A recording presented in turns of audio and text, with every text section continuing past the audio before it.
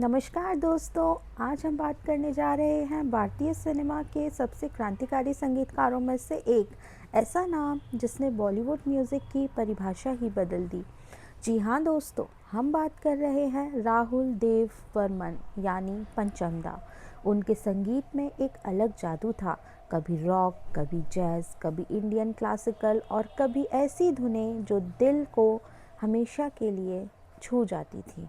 तो चलिए शुरू करते हैं पंचम दा की ज़िंदगी की ये शानदार यात्रा। दोस्तों, आर डी बर्मन का जन्म 27 जून 1939 को कोलकाता में हुआ। उनके पिता थे सचिन देव बर्मन एस डी बर्मन, जो पहले ही एक महान संगीतकार थे। पंचम दा का बचपन संगीत के माहौल में बीता।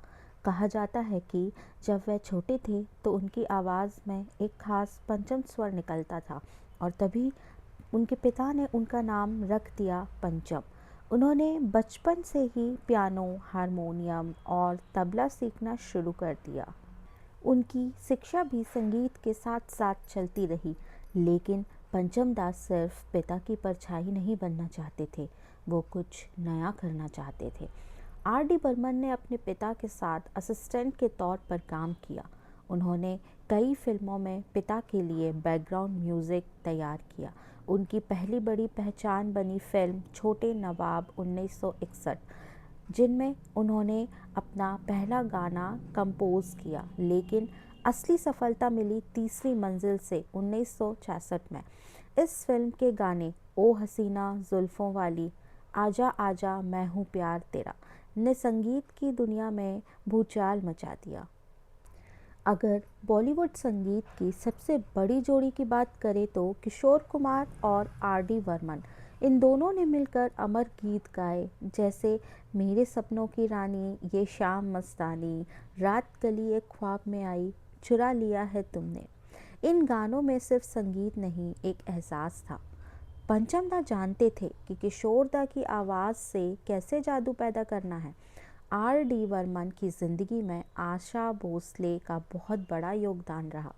दोनों ने साथ में कई सुपरहिट गाने दिए, दम मारो दम, पिया तू अब तो आजा, जाने जा ढूंढता फिर रहा। फिर दोनों की दोस्ती प्यार में बदली और शादी हुई। लोगों ने पहली बार सुना बॉलीवुड में वेस्टर्न बीट्स का धमाका। आर डी बर्मन ने बॉलीवुड में ऐसे प्रयोग किए जो पहले कभी नहीं हुए। उन्होंने इस्तेमाल किए electric guitar, drums, saxophone, jazz और रॉक बीट्स। उन्होंने ध्वनियों से संगीत बनाया, जैसे बोतल की आवाज़, सीटी, ताली, पत्थर टकराने की आवाज़। फिल्म शोले में बैकग्राउंड स्कोर आज भी मास्टरपीस माना जाता है दोस्तों।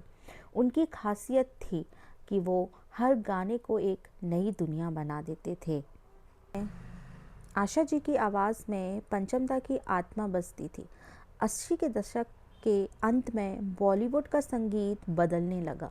नई तकनीक और नए कंपोज़र आने लगे। पंचम दा का जादू कुछ समय के लिए कम हो गया। कई फिल्मों में उन्हें काम मिलना बंद हो गया, लेकिन वो कभी रुके नहीं। उन्होंने आखिरी दौर में भी कुछ शानदार संगीत दिया।